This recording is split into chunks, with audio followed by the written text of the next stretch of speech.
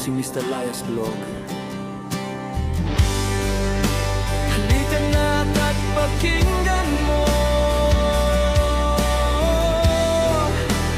ang aking kwento.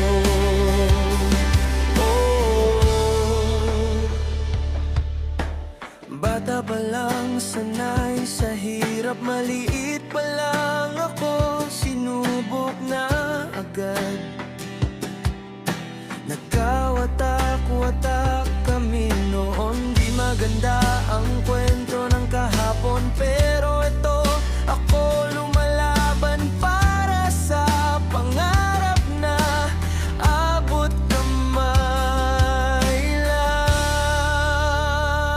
Luzon, Visayas, Mindanao, samahan niyo ko ngayon para makuha ang ambisyon.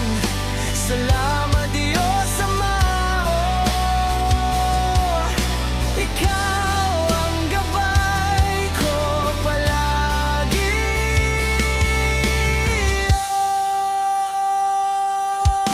Pasan ko noon, bigat ng mundo, pero hindi ako sumuko. Dugot pawis ang puhunan para sa bukas na may liwanag. Ngunit bawat hakbang may aral sa dulo.